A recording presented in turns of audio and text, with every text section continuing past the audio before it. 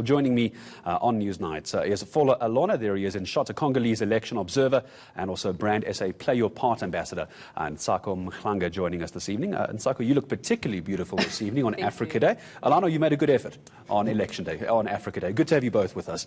I think if I may, if you don't mind, Ntsako, let me just start with Mr. Alona. I'd like to talk, if we could, about the elections. That question I posed, free and fair elections, generally it seems in South Africa. So answer the question, Mr. Alona, how does SADC fare as far as the elections were concerned? What's their view? Well, before all, I would like to thank eNCA for inviting me. I was part of the observer team called Make Us Count, which was an observer team made by South African judicial deputies with a different community in South Africa. So we made up the team, so we observed the elections. So as you know, SADC had their representative as observers. So I'm not going to speak on behalf of SADC.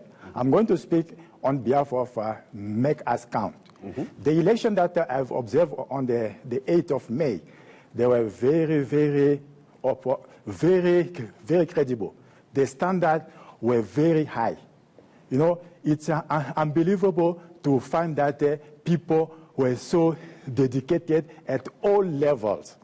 I arrived at the polling station at about 6:10 because our team leader advised us that we should be there by 6 so that we oversee everything as they are going to make up the ballot board, everything. They are going to count with how many ballot paper they receive, everything. We have to witness everything from the beginning. So I arrived there at 6:10. For that I was late because I found everybody was there. Once I got there, I asked the presiding officer, did you brief already your staff members? She said that, no, listen, they were here yesterday for the special vote, so they know what they are doing, and we briefed them, they know exactly what they are doing. And then, surprisingly, at 10 to 7, she called the staff. There were 18, presiding officer and deputy presiding officer, it made to 20. They made a circle. She briefed them for 2 minutes, then they had a prayer. So they had a prayer, they dedicated the day to God. So I found that was very serious business. How can the way, their attitude, you could see that these people are very serious and they want this election to work. So I would like to congratulate South African government for their investment in the democratic process. Because this election were not going to be that well organized if the South African government didn't invest in it. You see, because you have to give the IEC the means for them to be able to deliver a good elections. And I have witnessed it with my own eyes. The staff, the IEC members, they were very well trained. They knew what to do, and they were very considerate to everybody, to the electorate people who were coming to vote, and the observers. They respected this bib. If they see you this bib, you were wearing this bib, whatever question that you ask them, they will answer, and when you give them advice, they will implement it immediately. You see. Mr. Alona, so clearly a flowering and certainly a high praise, Ntsako, as far as the elections are concerned from the IEC and the observers who are watching them. It's great to hear. I'm sure the South African government wants to hear that this evening. As part of Brand SA and Play Your Part as the ambassador, what was your take on the election? I'm not asking from your take on the IEC, just generally looking back as someone who was heavily involved in the elections and in the youth. Just give me your thoughts. As much as I could be happy that a lot of people participated in the elections, I think I was quite disheartened to see how many young people did. To find out that over... Did or did not? Did not. Yes, did and did not, because it's like half empty, half full kind of situation. You had over 50% of young people who didn't vote, and when you ask them why didn't you vote, it's because they had no faith, and they were really angry about how much didn't happen in the past 10 years and how much young people are still not getting jobs. I mean, you can't have 6 million young people who are unemployed at the moment. I mean, we constantly tell young people, go out and get an education, and then they do, and then we tell them, okay, go and get jobs, and then they can't. And then when they go to get those jobs, they're now looking for experience. So I think we've just put them in a really tight position, and it's hard on our end to convince them to play their part, simply because I feel like the opposite end isn't.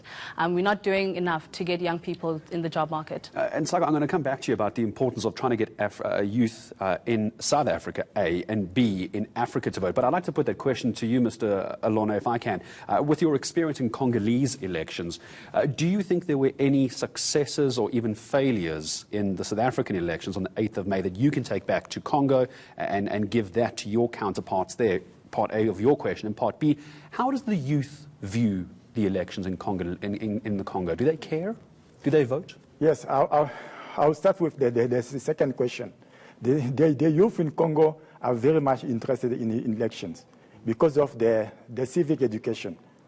The civic education is very popular in Congo. Mm-hmm. Everybody is like when Jean-Pierre Mbemba was arrested in the International Court. It's like everybody who was informed. Even the people in the children in the street, they knew about it. You see, and especially also the Catholic Church. The Catholic Church has made it upon themselves as a duty to educate the people. So you see, a lot of young people, they go to church. The children, they attend the Sunday school, and the youth force, there are youth programs. Mm. So the Catholic Church play a very important role to educate the people. That's why the youth in Congo, they are very interested in a democratic process. Ntsako, is that, thank you, Mr. Lona. Ntsako, is that where we're getting it wrong in this country? We spoke a lot, I'm sure you heard the term before the elections, political education, voter education. But let's go back to political education. Clearly in the Congo, that seems to start with this civic education through the church, etc., etc. Is that where it's falling over here, do you think? It's not all to blame, but that must form part of it. I think we just don't know how to speak to the youth. We don't, and politicians don't. Politicians. It's the campaigning. I mean, you think about how the campaigning went. People went door to door. We were handing out T-shirts like they were flyers. But did we really speak to the youth's needs and wants? Did we really say, okay, we are super comfortable with young people not voting? I mean, let's go back to when we were registering to vote. Are we really satisfied with how many young people went to go register? That's where the campaigning should have begun. And also remember that young people just want physical change that they can see, touch, and feel. Not hearsay, not something that we keep hearing on TV or on radio, whatever the case may be. We're looking for something that we can see and something that will affect us, which number one is jobs. So I think the biggest problem here is the fact that young people didn't see change. Therefore, them voting, how does voting bring the change? I imagine then, of course, because the newly sworn in President Cyril Ramaphosa is obviously watching Newsnight here on eNCA, and he's hearing you speak about this.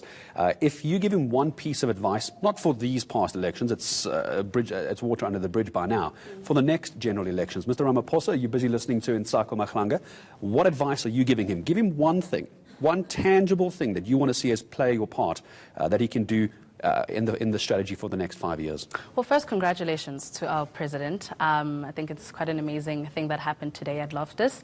But I think the one thing is that it's to prioritize what we're saying. The youth have a voice. We've been using our voices. Can we just get jobs? We can't be educated and at home. We can't be educated on the streets asking for jobs as if we're beggars. It can't be that. If we're told to prioritize education and we're doing exactly that, then let's meet each other halfway. I'm educated. Let's please provide the jobs. Mr. Alona, as a final question to you, if you were to travel through the rest of the SADC region after having been here on the 8th of May, give me one success and one failure from the South African elections that you would take into the SADC region. Someone asks you this in another interview, in another channel, in another country in Africa. What would you tell them? Yes, the voter role is very, very, very critical. You see, you have to know who is coming to the voting station, to the polling station.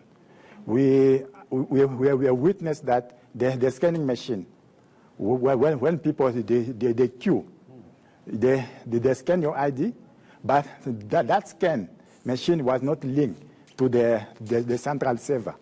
So they won't know in any other polling station that you've casted already your vote. And it was a double, it was quite a burden because they scan your ID outside. When you go inside, now they check your name manually. See, they check your name on the voter roll, on the register, then they mark whether, I mean, they cross your names to make sure that you don't come back. But from there, you can go to another polling station. So it's making a very dangerous situation that the people can vote multiple times. It means that if they are not careful in any African country, people will be voting several times, and you won't be able to catch them. And they're giving a solution to what you were asking Ntsako, the youth, to get the youth involved. I think it's very easy. I've witnessed because as an observer, we are going around the polling station. When I arrived at Linden, what I've noticed there, most of the people were coming to cast their vote. They were bringing their children. Mm-hmm. Some were bringing the babies in the pram. Others, they were bringing the toddlers. And we could see the parent cast the vote, give to the child to put in the ballot box. So it means that child is already excited. As he grows up, he's going to make sure that he votes by himself. So we don't get involved much children in the electoral process. That's why they are not interested. Is that what happened in Congo? Did we see something similar like that in Congo? We saw parents coming out with their children? No, in Congo, you see, it's a very structured. You see, there is, as you know, the patriarchy in Africa. They don't only discriminate against women, even children. There are places where children cannot even come.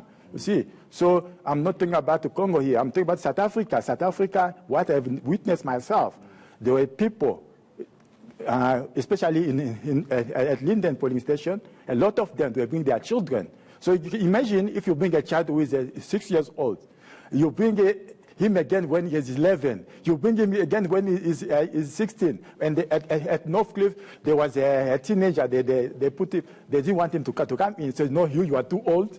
Since you didn't register, you can't come in. But I can guess he was about 15 or 14. But the parent wanted to bring him in. They said, no, you are too old for that. You wait when you are 18, then you can come in. So I'm sure if we want the youth of South Africa to get involved, you must start from an early age. Every time we celebrate Freedom Day on the 27th of April, it must be the children affair. You see, it must be the children affair.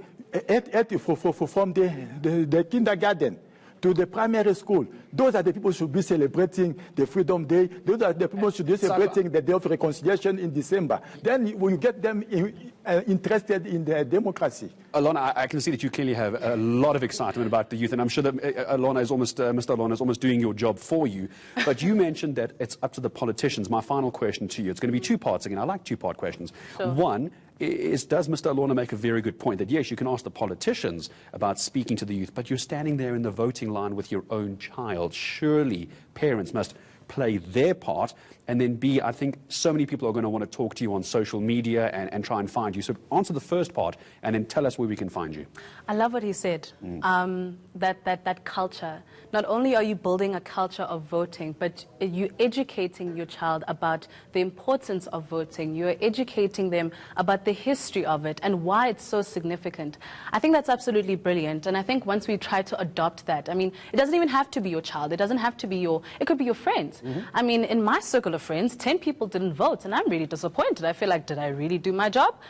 So it's just that we adopt that culture of togetherness and that unity, that if I'm going to do something, I'm going to educate you on why it's important to do this very thing, like vote and exercising our rights. So I think it's very important, and we need to adopt that, but not just with our families, it's with our friends, with our circles, our social circles, you know, engaging in these kind of conversations. Why are you voting? Who are you voting for? Okay, why aren't you voting? Why aren't you voting?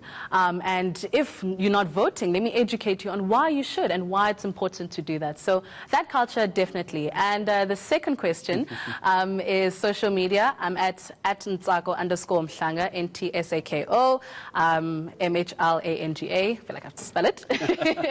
And that's all social media platforms. So that's Twitter, very active there, Facebook and Instagram. Very easy to find. I want to say thank you to both of you on coming on Africa Day. I know it's been a long time since you've been around for the May 8th elections. And I'm going to say thank you to both of you this evening. A Congolese election observer, Mr. Alona, on my far left-hand side, and Brand SA Play Your Part Ambassador, Ntsako Mhlanga. Thank you very much to both of you for coming in.